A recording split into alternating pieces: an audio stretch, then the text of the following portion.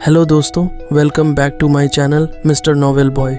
जिन्होंने इस सीरीज़ के पिछले एपिसोड्स मिस कर दिए हैं वो प्लेलिस्ट में जाकर देख सकते हैं, और जो पहले से साथ हैं उनके लिए हम आज का नया एपिसोड शुरू कर रहे हैं।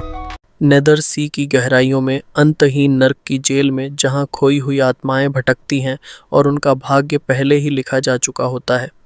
जो भी हमारी धरती पर पांव रखेगा वो और भी बड़ा दुहक भोगेगा। मृत्यु के बाद भी आंखें बंद उनकी आत्माएं अंधकार में कैद रहेंगी। श्वांगर एक शानदार कमरे में बैठी थी। उसके हाथों में एक काली पार्चमेंट थी जिस पर सिर्फ अजीबोगरीब आकृतियां थीं। उसकी नज़रें ऊपर लिखी पहली पंक्ति पर अटकी रहीं। पास खड़ी मुरोंगसुए और लुओ युनचांग के चेहरे गंभीर हो चुके थे। मुरोंगसुए ने धीमे स्वर में पूछा, यही श्लोक है जो नेदर सी के नक्शे का रहस्य खोलेगा?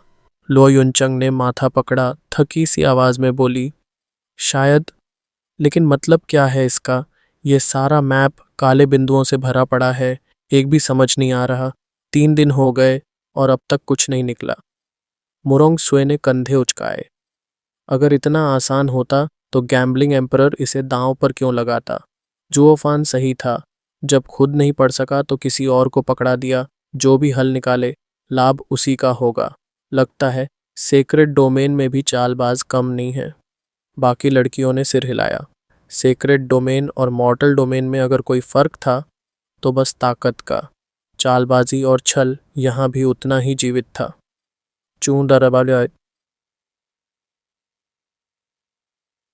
दरवाज़ा खुला। जुओफान अंदर आया। श्वांगर, कुछ मिला क्या?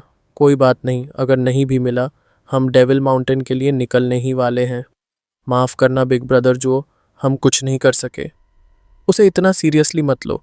तुम्हारे पास मैप सिर्फ 3 दिन रहा। गैम्बलिंग एम्परर को ये शायद दशकों से मिला हो और तब भी वो कुछ नहीं कर सका। तुमसे उम्मीद करना गलत होता। सब दो ने की सरेंडर था। जुओफान ने मैप हाथ में लिया, एक गहरी निगाह डाली और फिर मुस्कुराया। खैर, इसका कोई इस्तेमाल मैं करने ही नहीं वाला था। ये तो बस उस बच्चे को ढूंढने का एक बहाना था।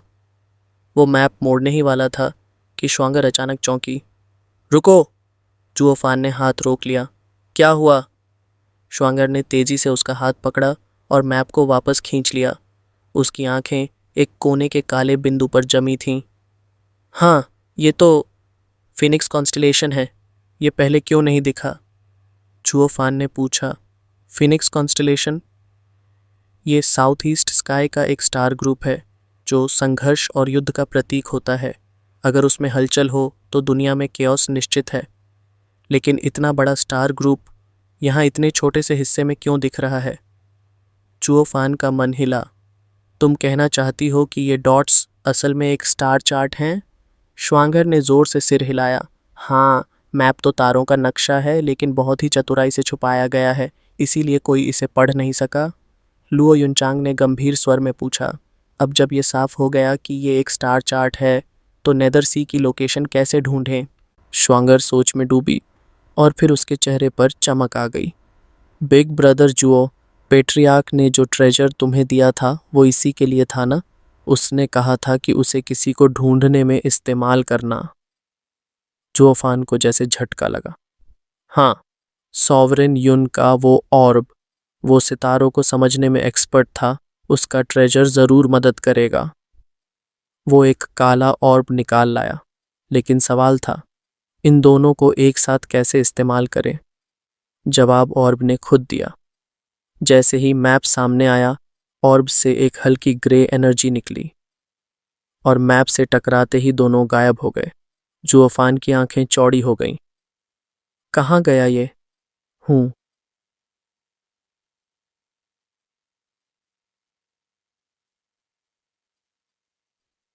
ऑर्ब काली रोशनी में चमका और कांप उठा। अचानक सबकी आंखों के सामने अंधेरा छा गया और अगले पल वे जमीन पर गिर चुके थे। जब उनकी चेतना लौटी तो वे एक गहरे काले आकाश में थे, चारों तरफ असंख्य तारे। युनचंग घबराई।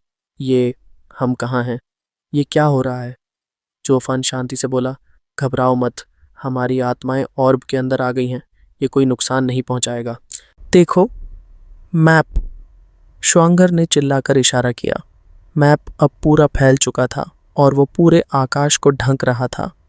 अब उसके काले बिंदु आपस में जुड़ते तारे बन चुके थे, एक असली सेक्रेट डोमेन का स्टार मैप। जुओफान रोमांचित था। हमने कर दिखाया, ये है सेक्रेट डोमेन का असली नक्शा। लेकिन नेदर सी कहाँ है? श्वांगर ने एक चमकते क्लस्टर की तरफ इशारा किया। वो देखो, कविता में लॉस्ट सोल्स का जिक्र था। वो तारा क्लस्टर हमेशा डार्क रहता है, पर तब चमकता है जब मृत्यु पास होती है, और अभी वो चमक रहा है। वो जगह नेदर सी ही है। जोफान हंसा। तो नेदर सॉवरेन की जगह यही है। मैप लेने का फ़ायदा हुआ। हाँ हाँ हाँ। बाकी लड़कियां भी खुश थीं, पर श्वांगर के चेहरे पर चिंता छा गई। बिग ब्रदर जो, क्या आप वहाँ जाने का इरादा रखते हैं? बिल्कुल। एक सॉवरेन के एनलाइटनमेंट की जगह सीक्रेट डोमेन में हर कोई उस पर जान छिड़कता है, पर नेदर सी बेहद खतरनाक है। श्वांगर ने नक्शे की तरफ इशारा किया। ज़रा ध्यान से देखो, ये नक्शा क्या कह रहा है? जोफान की आंखें सिकुड़ गईं। मैप पर जुड़ते तारों ने अब पूरे सेक्रेट डोमेन की आकृति बना दी थी, और नक्शे के किनारे बस एक अक्षर उभरा, मृत्यु। लो युनचांग की आवाज़ धीमी हो गई। जुओफान, नेदर सॉवरेन हमें चेतावनी दे रहा है कि अगर हमने नेदर सी की खोज की तो। जुओफान थोड़ी देर सोच में रहा, फिर मुस्कराया। ऑफ कोर्स, एक सॉवरेन की एनलाइटनमेंट इतनी आसान नहीं होगी, लेकिन क्या मैं उस सौभाग्य को खो दूंगा, नेदर सॉवरेन की शक्ति को देखने का? उसकी आंखों में अब वही जुनून था जो किसी कल्टीवेटर को सॉवरेन रेल्म तक खींच ले जाता है। जुओफान, बस अब चलो वापस चलें। लुओ युनचांग और कहना चाहती थी, पर जुओफान ने धीरे से उसे रोक दिया। एक इशारे में सबको वापस उनके शरीरों में लौटा दिया, और काली ऑर्ब ने हल्की हमिंग के साथ मैप को छोड़ दिया। जैसे ही सब उठे, वो नक्शे को देखकर एक अजीब से भाव में डूब गए, जैसे कुछ खोया हुआ हो या फिर कुछ बहुत बड़ा सामने खड़ा हो पर समझ ना आ रहा हो। जुओफान ने वो मैप कैजुअली उठाया और अपनी रिंग में रख दिया, लेकिन उसकी आंखों में अचानक शक की लकीर दौड़ गई। सॉवरेन युन का वो ट्रेजर इस नेदर सी वाले नक्शे पर रिएक्ट क्यों किया? उसने तो कहा था कि उसका ट्रेजर किसी को भी कहीं भी खोज सकता है। मैं तो चिंगचैंग को ढूंढ रहा था। तो फिर ये जगह? एक भारी एहसास उसके दिल में बैठने लगा, जैसे कोई उसे इस्तेमाल कर रहा हो, जैसे वो खुद किसी और के चेस बोर्ड पर रखी हुई मोहर बन गया हो। नॉक। अहम। स्टीवर्ट जुओ, यंग मिस चू आई हैं। आ रहा हूँ एल्डरली। जोफान ने ऑर्ब को चुपचाप रख दिया और बाहर निकल गया। पीछे लड़कियां उसे देखती रहीं, उस चेतावनी को याद करते हुए जो नेदर सॉवरेन ने दी थी। अब उनके दिलों में ईर्ष्या की जगह चिंता ने ले ली थी। जुओफान लाउंज में पहुंचा, जहां चू चिंगचैंग बैठी थी। उसे देखते ही उसके चेहरे पर शरारती हंसी फैल गई। हा हा हा वाइफी, लगता है किस्मत ने हमें साथ बांध दिया है। तैयार हो एक लंबी रात के लिए अपने पति के साथ? बेशराम। चू चिंगचैंग का चेहरा सुर्ख हो गया। वो गुस्से में मुंह फुलाकर बोली। जुओफान ने हंसते हुए पूछा, क्या हुआ? उन्होंने मना कर दिया क्या? मामला मना का नहीं है, चिंगचैंग ने हाँफते हुए कहा। मैं कोई चीज नहीं हूं जिसे लेन देन में रखा जाए। अ फिर थोड़ा झिझकते हुए वो धीमी आवाज में बोली, जुओफान, सीनियर आंट मे ने कहा है कि तुम पहले मैप दे दो, चाहे उसकी एक कॉपी ही क्यों न हो। रही बात हमारे बारे में, तो उसे सेक्ट वापस जाना होगा मास्टर से बात करने के लिए। चू चिंगचैंग ने नजरें झुका लीं, चीक्स लाल, जैसे वो खुद को समझा रही हो। जुओफान की आंखें ठंडी हो गईं। तो ये बुढ़िया डील से मुकरने का सोच रही है, लेकिन मैं कोई आसान शिकार नहीं हूं जो किसी लड़की की मुस्कान में उलझकर सब भूल जाए। फिर भी चेहरे पर उसने कोई भावना जाहिर नहीं की। ठीक है, मैं अभी लाता हूं। कुछ ही देर बाद जुओफान एक नाजुक से बॉक्स के साथ लौटा। ये मेई सांगू को दे देना, जो उसे चाहिए वो इसमें है। सच में? चू चिंगचैंग की आंखों में हल्की आशंका थी। बिल्कुल, हमारा हैप्पीनेस भी उसी के अंदर छुपा है, जुओफान ने मुस्कुराते हुए कहा। चू चिंगचेंग के चेहरे पर उजाला फैल गया। उसने सिर हिलाया और जाने के लिए मुड़ी, लेकिन जैसे ही एक कदम आगे बढ़ाया, रुक गई। धीरे से लौट कर आई, उसके गाल पर एक हल्की सी किस रख दी और शर्माकर भाग गई, जैसे कोई चोर पकड़े जाने से पहले भागता हो। जुओफान अपने गाल को छूते हुए एक मासूम सी हंसी लिए खड़ा रह गया। एक पल को ऐसा लगा जैसे सारी साजिशें, सारी चालें और नेदर सॉवरेन की डेथ की चेतावनी सब फीकी पड़ गई हो, बस उस एक किस के सामने। पर अंदर कहीं वो जानता था, असली युद्ध अभी शुरू नहीं हुआ। नेदर सी, सॉवरेन रेल्म की सबसे घातक जगह, और शायद चिंगचंग से जुड़ा वो रहस्य, सब कुछ उसी ओर ले जा रहा है। सीनियर आंट, माइन ले आई। चू चिंगचेंग कोर्टयार्ड में खुशी से उछलती हुई भागी और हंसी में पुकारा। उम्मीद भरी नज़रों वाली औरतें एक अरसे से इस पल का इंतजार कर रही थीं। मेई संगू सबसे आगे थी, चेहरा लालच और संतोष से दमक रहा था। उसके पीछे फैंग मिन और बाकी बहनों की आंखों में ईर्ष्या जल रही थी। चिंगचेंग, बहुत अच्छा किया, कहाँ है वो? ये रही। चू चिंगचेंग ने खिलखिलाते हुए बॉक्स आगे बढ़ा दिया। मेई संगू ने लपक कर उसे लिया। उसकी पूरी देह हल्के हल्के कांप रही थी। फैंग मिन का स्वर जहर टपकाता था। आखिरकार वो दिन भी आ गया जब जूनियर सिस्टर ने अपनी पहली हनी ट्रैप मिशन पूरी की। पैशन भले ही कम था, मगर एक कॉपी ही निकाल लाई असली चीज़ की जगह। मैं होती तो सब कुछ हासिल कर लेती। सीनियर सिस्टर, मैंने कोई ट्रैप नहीं लगाया, हम सच में। चू चिंगचंग ने सिर झुकाया, शर्म से गाल गुलाबी। और फिर असली मैप तो क्लैन हेड के पास है। अगर वो खो गया तो उन्हें जवाब देना पड़ेगा। वो तो पहले से ही रिस्क ले रहे हैं हमें कॉपी देकर। हम ऐसा। मैं संगू ने गरिमा से सिर हिलाया। हाँ, लड़का सच्चा प्रेम दिखा रहा है। हमें ज़्यादा जोर नहीं डालना चाहिए, क्योंकि वो असली देना चाहता भी तो नहीं दे सकता था। कम से कम हमें एक कॉपी तो मिली। हाँ हाँ हाँ। वो खुशी से खिलखिलाती हुई बॉक्स खोलने लगी। सीनियर आंट, तो फिर उसके रिक्वेस्ट के बारे में? वो बात सेक्ट वापस जाकर मास्टर को बताऊंगी, कोई जल्दी नहीं है, जैसा सीनियर आंट कहें। चू चिंगचंग ने मीठी मुस्कान दी, सिर झुकाकर अपने कपड़ों से खेलने लगी, जैसे कोई बच्चा एक्साइटमेंट में खुद को रोक नहीं पा रहा हो। फैंग मिन एक और खड़ी जल भुन रही थी। क्या ही खास है उस गंवार से जुड़ने में? इसमें खुश होने की क्या बात है? ए? एक अजीब सी आवाज़ सुन फैंग मिन की नज़र उधर गई और उसने जल्दी से पूछा, क्या हुआ सीनियर आंट? मैप बेकार निकला? ना, जुओफान झूठ नहीं बोलेगा।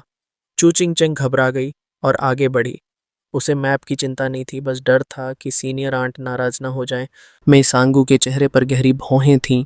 उसके हाथ में एक सूखी सी पुरानी पेपर थी जिस पर पीली लकीरें फैली थीं। देखने में तो मैप लग रहा था, पर किसका? लकीरों का कोई सिर पैर नहीं लग रहा था।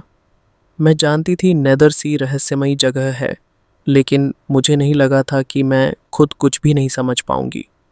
सीनियर आंट, आप वाकई इसे असली मान रही हैं? फैंग मिन ने नक्शे को देखा। शायद उस लौंडे ने यूं ही कुछ बना दिया हो। नेदर सी का असली मैप तो गिने चुने लोगों ने देखा है, हम में से किसी ने नहीं। हमें बेवकूफ़ बनाना आसान है। सीनियर आंट, जुओफान ने बहुत ध्यान से ये बनाया है। चू चिंगचेंग बीच में कूद पड़ी। उसने कहा था कि वो पूरी कोशिश करेगा इसे बिल्कुल वैसा ही बनाने की। सीनियर सिस्टर तो बस बातें बना रही है। मैं बातें बना रही हूँ? तो तुम बताओ, ये कैसा नक्शा है? कुछ समझ नहीं आता। मिनर, मेईसांगू ने तीखी नज़र से घूरा, फिर मैप को प्यार से देखा। तुम्हें कुछ समझ नहीं आता, यही इसका असली होना साबित करता है। नेदर सी अगर इतना सरल होता तो कब का टूरिस्ट स्पॉट बन चुका होता।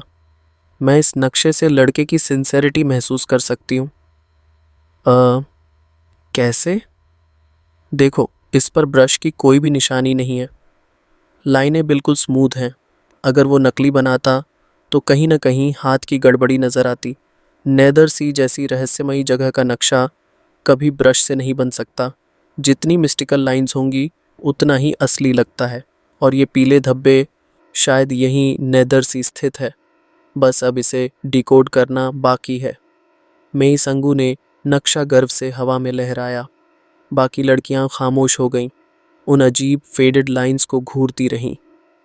चू चिंगचेंग का चेहरा खुशी से दमक उठा। अघ! फांगमिन का चेहरा बिगड़ गया, जैसे उल्टी आ रही हो। उसने नक्शे की ओर उंगली तानी। उस लौंडे ने क्या इस्तेमाल किया है? ये पेपर तो पेशाब जैसी बदबू मार रहा है। सच में? मेसांगू ने सूंघा, फिर चौंक गई। हाँ, सच में, ये इंक जैसा बिल्कुल नहीं लग रहा। चू चिंगचेंग घबरा गई, लेकिन किसी भी तरह से जुओफान की इमेज खराब नहीं होने देना चाहती थी, सो उसने तुरंत बात मोड़ दी।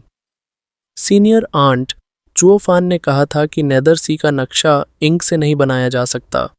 इंक काली होती है और ये जगह बहुत वेग और मिस्टिकल है। इसलिए उसने बहुत मेहनत की और एक रेयर रंग ढूंढा जिससे ये सही दिखे। उसने सच में बहुत सिंसेरिटी दिखाई है। सच? मेसंगू ने फिर ध्यान से देखा और सिर हिलाया। हाँ, सही कह रही हो।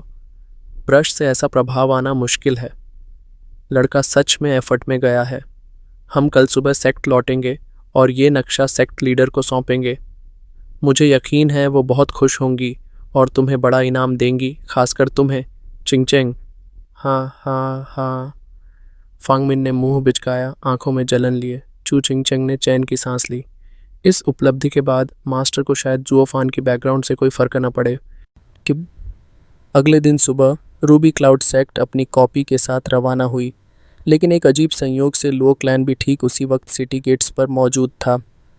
सावधान हो जाओ, जुओफान ने गंभीर स्वर में बाली यूयू से कहा।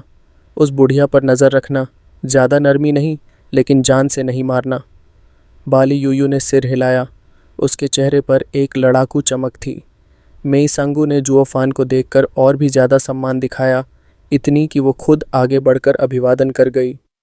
लुओ फ्रेंड्स, आप भी जा रहे हैं? क्या संयोग है, शायद हम एक ही दिशा में हैं। शायद नहीं। जुओफान चौंका, जैसे कुछ गड़बड़ हो। इन्होंने अभी तक नक्शा ठीक से देखा नहीं, फिर इतनी कॉर्डियलिटी क्यों? मुझे ग्रीट भी कर रही हैं। बाली यूयू भी उसे देखती रह गई। पूरी सिचुएशन अजीब थी, लेकिन वो नहीं जानते थे, ये संयोग नहीं, एक अदृश्य खेल की शुरुआत थी। बानगे, जहाँ नक्शे की रेखाएं भविष्य की लड़ाइयों की नींव रख रही थीं और एक साधारण दिखने वाला झूठ नेदर सी की गहराई में उठते तूफान को जन्म देने वाला था। हम तो मान के बैठे थे कि आज तो खून खराबा तय है, लेकिन ये लोग तो हमें दोस्त समझ बैठे, जरा भी दुश्मनी नहीं दिखी इनके चेहरे पे। लुओ क्लान के सब लोग एक दूसरे का चेहरा ताक रहे थे, जैसे सबकी समझदारी पर सवाल खड़ा हो गया हो। वहीं मेई सांगू ने मुस्कुराते हुए हाथ जोड़ लिए और जुओ फैन की तरफ झुककर बोली, स्टेवर्ड जुओ, तुम वाकई कमाल के हो, इतने कम उम्र में इतनी समझदारी। मुझे पूरा भरोसा है कि आगे चलकर हम दोनों के बीच बहुत अच्छे संबंध बनेंगे। अलविदा। वो हंसते हुए रवाना हो गई, अपनी सभी शिष्यों को साथ लिए। चू चिंगचेंग जाते जाते जुओ फैन के पास आई, आंख मारी और फिर खुशी खुशी वहां से निकल गई। उसी वक़्त एक धीमी मीठी फुसफुसाहट जुओ फैन के कानों में गूंजी। घबराओ मत, सीनियर आंट तुमसे बहुत खुश हैं, हमारी सफलता पक्की है। खुश? सच में? वो नक्शा देखकर खुश हो गई। जुओ फैन की आंखें फटी रह गईं। वो वहीं खड़ा रह गया, मानो दिमाग ने काम करना बंद कर दिया हो। बाकी लोगों की हालत उससे भी खराब थी। बाली यूयू ने उसका कंधा थपथपाया। जुओ फैन, तुमने तो कहा था कि वो डायन तुम्हें शहर भर में दौड़ाएगी मारने के लिए, इसलिए तो हम इतनी सुबह सुबह भागने निकले थे। लेकिन अब तो वो इतनी खुश क्यों दिख रही थी? उसने मजाक में जोड़ा। शायद अगर वो 1000-2000 साल कम बूढ़ी होती तो सच में शादी के लायक होती। जुओ फैन ने एक लंबी सांस ली। कुछ तो गड़बड़ है। उस डायन ने मेरा बनाया नक्शा देखा और फिर भी नाराज नहीं हुई। बाली यूयू ने भौहें चढ़ाईं। तुमने आखिर ऐसा क्या कर दिया नक्शे में? जुओ फैन थोड़ा अजीब सा हंसा और हवा में कुछ नखल की जैसे ब्रश चला रहा हो, फिर खुद ही हार मान ली। हम सब ने बचपन में ड्राइंग सीखी थी ना, वैसे ही कुछ। बाली यूयू अब भी उलझी हुई थी। मैंने तो कभी ब्रश हाथ में नहीं लिया, हम तो तलवारबाज हैं, कभी कुछ खींचा ही नहीं। अरे स्वॉर्ड चाइल्ड, तेरे डैड ने क्या किया था नक्शे के साथ? स्वॉर्ड चाइल्ड उधर से गुजर रहा था, बाली यूयू ने उसे रोका। स्वॉर्ड चाइल्ड ने नासमझ सी मुस्कान दी। अगर तुम सच में मेरी माँ बनना चाहती हो तो ये समझना पड़ेगा कि मेरे डैड ड्रॉ कैसे करते हैं। बाली यूयू चिढ़ गई। अब ये क्या पहेली है? स्वॉर्ड चाइल्ड ने कंधे उचकाए और हंसते हुए बोला, मैंने तो देखा था डैड ने एक कागज़ उठाया और उस पर पेशाब कर दिया, फिर उसे थोड़ी देर हिलाया सुखाने के लिए और फिर बॉक्स में बंद कर दिया। मैं तो एक स्वॉर्ड स्पिरिट हूँ, मैंने कभी ड्रॉ नहीं किया। लेकिन तुम इंसान तो बचपन से पेशाब करते आए हो, है ना? फिर भी नहीं समझे? ढन। बाली यूयू वहीं पत्थर की तरह जम गई। अब उसे समझ आ गया था कि जुओ फैन को क्यों लगा था कि वो डायन उसे जिंदा नहीं छोड़ेगी। कोई भी सीनियर जिसे ऐसे मूर्ख बनाया जाए फट पड़ती। लेकिन क्या वो औरत थोड़ी पागल है? इतनी बेइज्जती के बाद भी खुश? मैं तो खुद को रोक नहीं पा रही। डेनबादा वो आल आपको के बेकाते। स्टेवर्ड जुओ शहर से बाहर निकलते ही नज़रों का बोझ महसूस हो रहा है। 1 घंटे की कठिन यात्रा के बाद बूढ़े आदमी ने जुओ फैन के कान में धीरे से फुसफुसाया। जुओ फैन ने सिर हिलाया। अब जब ये नेदर सी का नक्शा हमारे पास है तो वो पीछा करना बंद नहीं करेंगे। कोई दूर की सोच रहा होगा तो कोई रास्ते में हमला कर बैठेगा। ज़रूर हमने एक लंबी पूंछ पीछे लगा ली है, लेकिन उनमें से बहुत कम ही हमला करेंगे, और वैसे भी इससे कोई फ़र्क नहीं पड़ता। जी? बूढ़ा आदमी चुपचाप पीछे लौट गया और बाकी लोगों के साथ चलने लगा।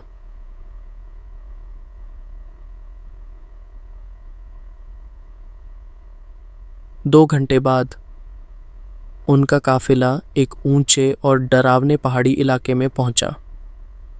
तेज हवा में सीटी जैसी आवाज़ गूंजने लगी, जैसे मौत दस्तक दे रही हो, और फिर काले कपड़ों में सैकड़ों लोग सामने आ गए। उनके आगे आगे जो आया उसका चेहरा जुओ फैन को बहुत जाना पहचाना लगा। डेमोनिक एम्परर का प्रतिनिधि, 1000 फेस्ड डेविल। जुओ फैन मुस्कराया और सिर हिलाते हुए बोला, गुरु जैसा शिष्य। मैंने पहले ही कहा था कि जाओ चन खुद बहुत मूडी और बेवकूफ़ है और उसके लोग भी कुछ अलग नहीं हैं। Steward Zuo Luo clan. 1000 faced devil ने उसकी बातों को अनसुना किया और हाथ जोड़कर बोला, हमारे बीच कोई बैर नहीं है। मैं जानता हूँ कि आप एक महान क्लान से हैं और मैं अब भी शांति की उम्मीद रखता हूँ। बस आप कृपा करके नेदर सी का नक्शा सौंप दीजिए, मैं ये उपकार कभी नहीं भूलूंगा। जुओ फैन मुस्कुराते हुए आगे बढ़ा और आदर से हाथ जोड़े। सीनियर, अगर किसी और चीज़ से आपकी दोस्ती मिलती तो हम ज़रूर देते, लेकिन ये नक्शा हमने अपने खून पसीने से जुए में जीता है। ऐसे ही किसी को देना, माफ़ कीजिए, ये मुमकिन नहीं। स्टेवर्ड जुओ, मीठी बातों से काम नहीं चलेगा।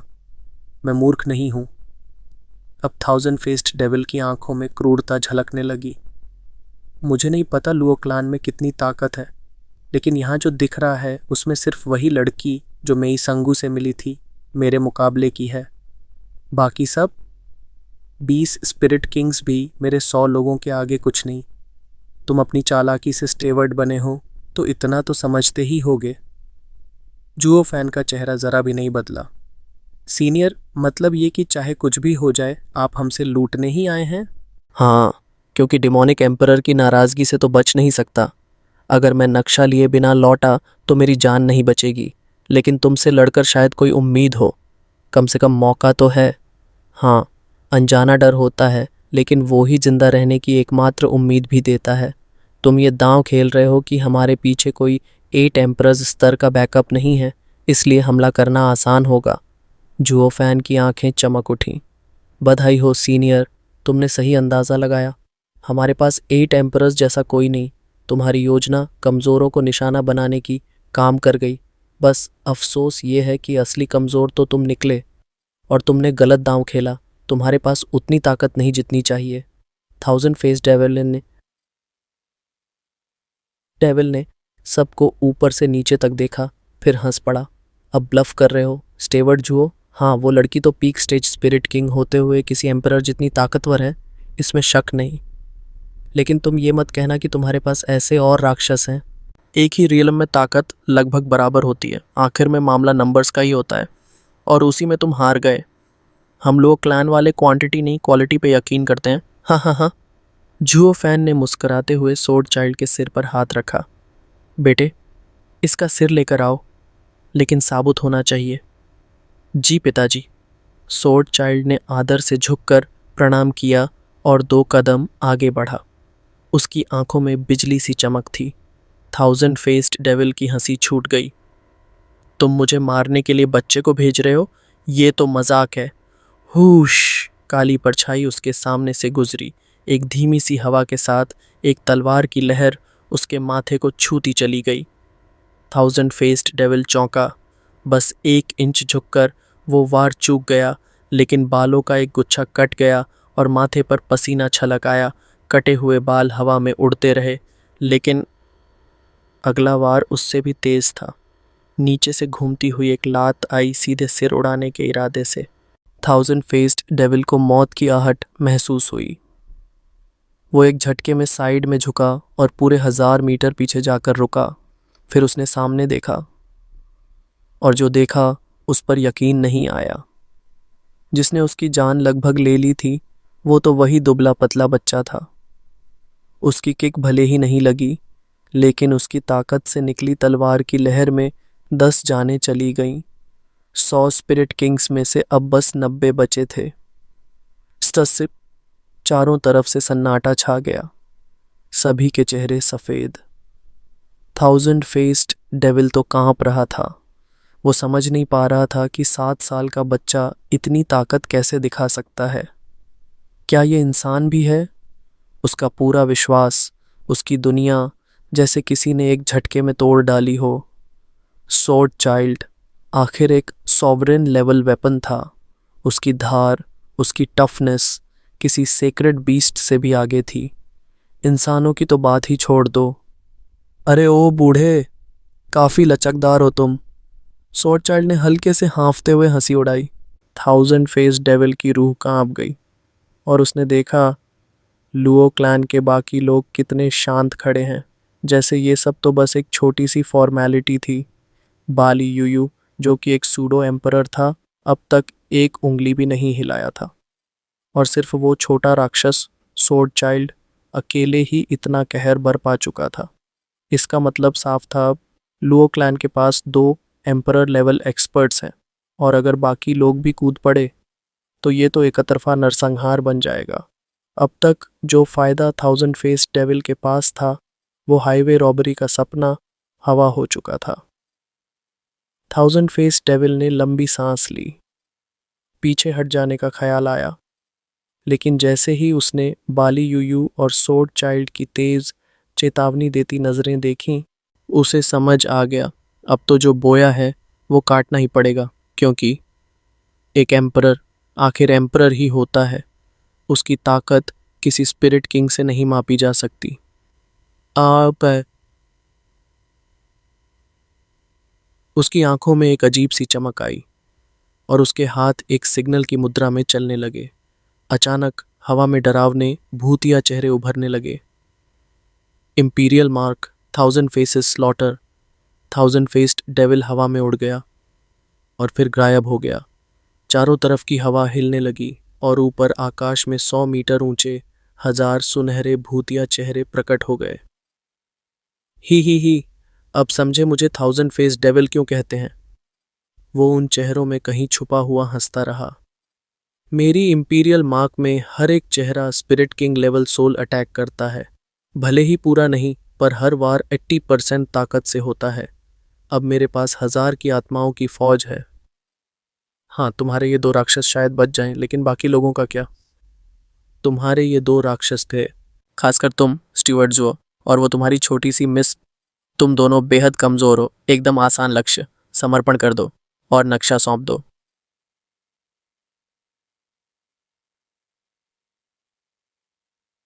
बैम! सोर्ड चाइल्ड ने हाथ घुमाया और एक चेहरा एक झटके में चकनाचूर कर दिया। बस, ये सब तमाशा है, छूते ही टूट जाता है। ही। मैंने कहा था ना, ये तुम 2 के लिए नहीं है। तुम एक को हरा सकते हो, लेकिन 1000 का क्या करोगे? और वैसे भी मेरे चेहरे दोबारा बन जाते हैं। तुम कब तक टिक पाओगे? मुझे भी देखना है। उसकी डरावनी हंसी के बीच फिर से एक चेहरा बना। अब गिनती फिर से 1000 हो चुकी थी। स्वॉर्ड चाइल्ड ने हाथ हिलाया जिससे हवा में गर्मी सी उठने लगी। तो चलो देखते हैं, तेरे चेहरे पहले मिटते हैं या मेरी आग की धार। हम डेसिमेटिंग स्वॉर्ड आर्ट, रैम्पेंट इन्फर्नो। आकाश में अचानक आग की लपटें उभर आईं, जैसे किसी ने आकाश जलाया हो। सारे भूतिया चेहरे कांपने लगे और फिर राख में बदल गए। 1000 के 1000 चेहरे पल भर में जलकर भस्म हो गए। ऊपर से अब भी हंसी आ रही थी, लेकिन अब वो हंसी पीड़ा से भरी हुई थी। स्वॉर्ड चाइल्ड के चेहरे पर एक खतरनाक मुस्कान तैर गई। अब समझा तू कि मैं बना किस चीज से हूं। तभी रुको, एक तेज चीख सुनाई दी और सबका ध्यान खिंच गया जब एक खौलते हुए हाथ ने जुओफैन की गर्दन दबोच ली। हफ थाउजेंड फेस डेविल हाँफ रहा था। चेहरा पसीने से भीगा हुआ, थका और बेहद कमज़ोर नज़र आ रहा था। स्वॉर्ड चाइल्ड और बाली यूयू एक पल के लिए चौंके, लेकिन जैसे ही देखा कि उसने बाकियों को छोड़कर जुओफान को ही निशाना बनाया, दोनों फिर से शांत हो गए। लेकिन खुद थाउजेंड फेस डेविल को ये फ़र्क नहीं पड़ा। वो अब भी गुस्से से दहाड़ा, मुझे नेदर सी का नक्शा दो, वरना इसका सिर धड़ से अलग कर दूंगा। उसने जुओफान की गर्दन और कस दी, लेकिन लो क्लैन के किसी चेहरे पर चिंता तक नहीं थी। क्या तुम लोग बहरे हो? ये भले ही बोन टेम्परिंग स्टेज में हो, पर है तो तुम्हारा स्टीवर्ड। उसकी ज़िंदगी और मौत कोई मायने नहीं रखती तुम्हारे लिए। जुओफान ने हल्की मुस्कान के साथ कहा। स्प्लिटिंग आर्ट, यानी आप एक पूर्व हत्यारे हैं, सीनियर। ये सुनकर थाउजेंड फेस डेविल का चेहरा सख्त हो गया। उसे अब कुछ अजीब लगने लगा था और पहली बार उसका बंधक यानी जुओफान ही अब उसे गौर से देख रहा था। स्पिरिचुअल विभाजन करके दुश्मन को भ्रमित करना और फिर अराजकता के बीच जीत छीन लेना, ये कला वाकई अद्भुत है। यहाँ तक कि मैं भी पकड़ नहीं पाया, लेकिन जब आत्मा के टुकड़े हो जाएं तो दुश्मन एक एक करके उन्हें तोड़ सकता है। स्पिरिट किंग स्तर पर भी आत्मा बहुत नाजुक होती है, और अगर कोई ये कमज़ोरी दिखा दे तो एम्परर स्तर की लड़ाई में ये जानलेवा साबित हो सकती है। थाउजेंड फेस्ड डेविल की नज़र जुओफैन की तरफ गई। वहाँ बस एक शैतानी मुस्कान थी। क्या तुम इतनी ऊंची लड़ाइयों के बारे में कुछ भी जानते हो? चुप रहो, वरना मैं तुम्हारी गर्दन तोड़ दूंगा। जुओफान हंस पड़ा। हाँ हाँ हाँ हाँ, यही तो तुम शुरू में कर सकते थे जब मौका था, लेकिन तुमने हत्यारे की राह छोड़ दी और बंधक बना लिया। यही वो पल था जब तुम्हारी हत्यारे वाली पहचान मिट गई। थाउजेंड फेस्ड डेविल उसे देखता रहा। उसे समझ ही नहीं आ रहा था कि जुओफान कहाँ तक सोच रहा है। मैं एक एम्परर हूँ। क्या मैं ऐसे कीड़े को सीधे मार देता? उसकी जान मेरी मुट्ठी में है, जब चाहूं ले सकता हूं। तो फिर क्रैक, एक खौफनाक आवाज हुई। थाउजेंड फेस्ड डेविल कांप उठा। उसे लगा उसका हाथ सुन्न पड़ गया है और अब वो हिला भी नहीं पा रहा था। उसकी आंखें फैल गईं। जुओफान का दाहिना हाथ लाल रोशनी से चमक रहा था और उसी हाथ ने उसकी कलाई को कसकर जकड़ लिया था, जैसे लोहे की पकड़। कैसे हो सकता है? थाउजेंड फेस डेविल की आंखें कांप उठीं। उसने कोशिश की जुओफान की गर्दन दबाने की, लेकिन हाथ 1 इंच भी नहीं हिला, बल्कि वो हाथ खींचा जा रहा था, एक ज़बरदस्त ताकत के आगे लाचार। तो तुम? थाउजेंड फेस्ड डेविल हक्का बक्का रह गया। उसकी नज़र जुओफैन के डरावने मुस्कुराते चेहरे पर पड़ी। अब पहली बार उसके अंदर डर ने जगह ले ली। तुम में इतनी ताकत कैसे हो सकती है? तुम तो सिर्फ एक बोन टेम्परिंग कल्टीवेटर हो। जुओफान ठहाका मारकर हमसा। मैंने कहा था ना, तुम्हारा हत्यारा करियर खत्म हो गया है। जुओफान की आंखें ठंडी पड़ गईं। फिर उसने अपनी किलिन आर्म घुमाई। झटका, थाउजेंड फेस्ड डेविल का शरीर कंधे से उखड़ गया। उसका हाथ शरीर से अलग होकर खून की धार छोड़ता हुआ उड़ गया। वूश! लेकिन इससे पहले कि वो अपने हाथ के दर्द को पूरी तरह महसूस कर पाता, कुछ काला उसके सामने से गुजरा, एक स्वॉर्ड स्लैश।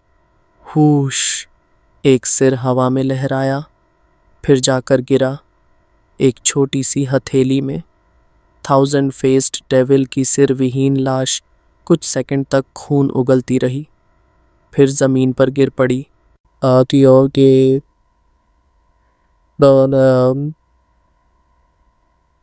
उसके साथ आए सभी लोग ये देख दहशत में उड़ लिए।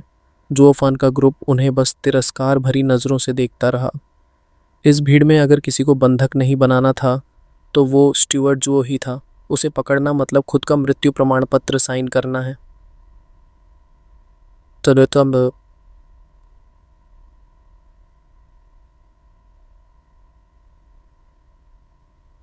पिता, ये रहा उसका सिर। सोर्ड चाइल्ड ने 1000 फेस डेविल का सहमा हुआ सिर जुओफैन को सौंपा। जुओफैन ने सिर को रिंग में रख लिया और फिर सबको आगे बढ़ने का इशारा किया।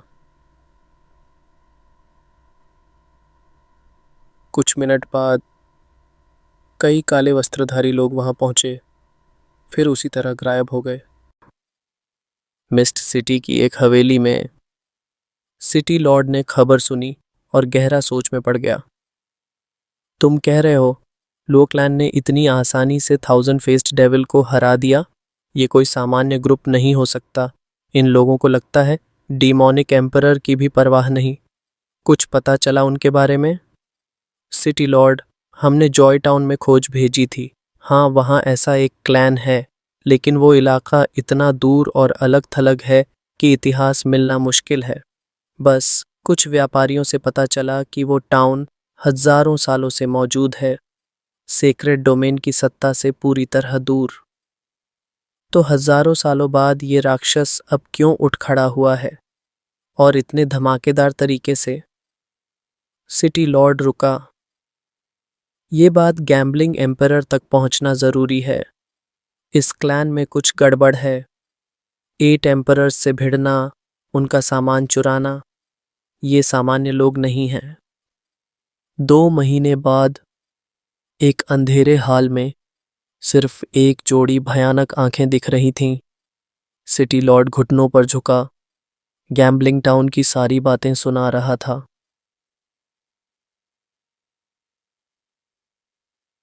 एक चमकती मुस्कान उन आंखों के नीचे उभरी। हाँ हाँ हाँ, कितनी मजेदार बात है। 8 एम्परर्स में से कोई भी मेरी बाजी नहीं जीत पाया। विजेता निकला एक गुमनाम clan. Gambling emperor. Luo clan में काफी प्रतिभाशाली लोग हैं। उनका स्टीवर्ड जुओफान कल्टीवेशन में कमजोर है, लेकिन फिर भी मुख्य पद पर है। उसकी चालें ठंडी और गहरी हैं। उसके गार्ड्स एडिग और दमदार। ये क्लैन कुछ ज्यादा ही खास है। बेशक जिंदगी तो एक जुआ ही है, लेकिन सिर्फ किस्मत से कोई नहीं जीतता। ताकत भी चाहिए, और ऐसे क्लैन को कभी हल्के में नहीं लेना चाहिए। हाँ।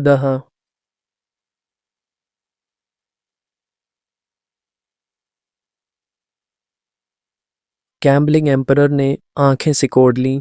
तो इन्होंने डिमोनिक एम्परर के लोगों को मार डाला है। अब बुचर जवाब देगा। अगर इन लोगों के पास एम्परर की ताकत है तो डरने की ज़रूरत नहीं, वरना या तो वो किसी बड़े समर्थक की तलाश करेंगे या फिर बाकी 7 एम्परर्स में से किसी की छत्रछाया लेंगे। जो भी हो, अगला मैप का मालिक तय हो जाएगा। देखना ये है कि अब वो कहाँ जाएंगे। सिटी लॉर्ड ने झुकते हुए जवाब दिया। गैम्बलिंग एम्परर, हमारे जासूसों ने बताया है कि वो डेविल माउंटेन की ओर बढ़ रहे हैं। क्या? गैम्बलिंग एम्परर का चेहरा पहली बार हिला। जिसने उनके लोग मारे उसी डिमोनिक एम्परर की माद में जा रहे हैं।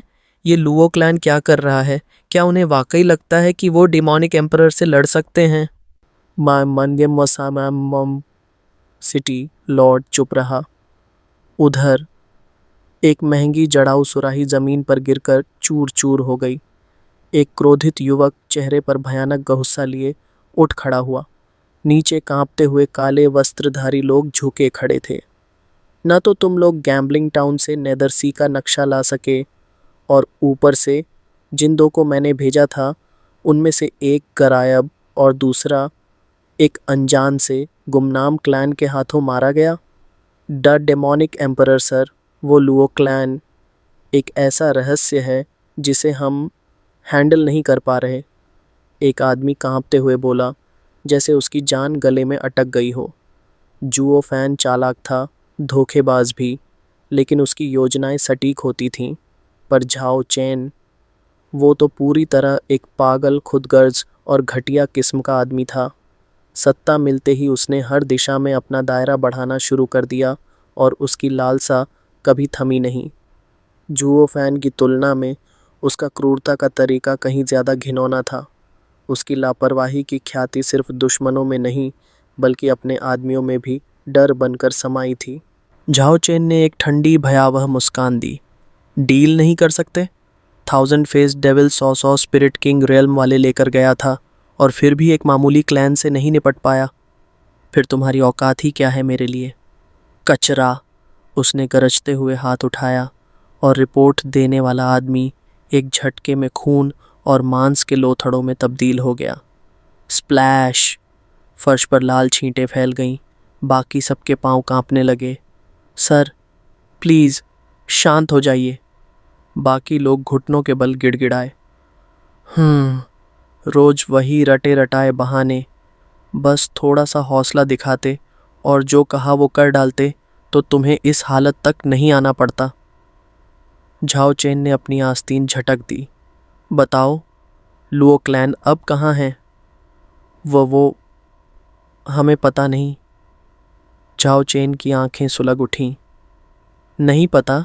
डेमोनिक एम्परर सर, उन्होंने 1000 फेस्ड डेविल को मार डाला और हम डर के मारे कुछ नहीं कर पाए। कचरा! झाओ चेन ने क्रोध में फिर से हाथ घुमाया। धड़ाम! इस बार 10 से ज्यादा लोग एक साथ चिथड़ों में बदल गए। दीवारें और जमीन खून से सराबोर हो गई। बाकी बचे लोग सिसकते हुए पीछे सरकने लगे, जैसे मौत उनके कंधे पर सवार हो। उसी वक्त बाहर से एक आवाज आई, डेमोनिक एम्परर, कोई व्यक्ति मिला है, गिफ्ट्स लेकर आया है और आपसे मिलना चाहता है। झाओ चेन की भौहें हल्की तनी। गिफ्ट्स? वो थोड़ा जिज्ञासु हो उठा। भीतर लाओ। कुछ ही पलों बाद 2 युवा लड़के अंदर आए। उनके हाथों में 2 सुंदर शाही बक्से थे। उन्होंने वो जमीन पर रख दिए। झाओ चेन ने उंगली हिलाई। टप! बक्से खुद ब खुद खुले और उसके भीतर से निकले 2 खूनी कटे हुए सिर। खून अब भी रिस रहा था, पर वो चेहरों पर जमी डर और पीड़ा वो जिंदा थी। झाओ चेन के होठों पर धीरे धीरे एक ठंडी मुस्कान उभरी और कमरे की हवा फिर से जम गई। यहाँ तक देखने के लिए दिल से शुक्रिया। हमारे चैनल पर 8000 सब्सक्राइबर होने में बस थोड़ा सा बाकी है। उम्मीद है आप लोग जल्दी ही इसे पूरा कर देंगे। अगर आप अगला एपिसोड जल्दी देखना चाहते हैं तो ज़रूर ज़्यादा से ज़्यादा लाइक, कमेंट और सब्सक्राइब करें। और हाँ, कमेंट में मेरा सेकंड चैनल का लिंक पिन किया हुआ है, वहाँ भी अपना प्यार और सपोर्ट ज़रूर दिखाइएगा।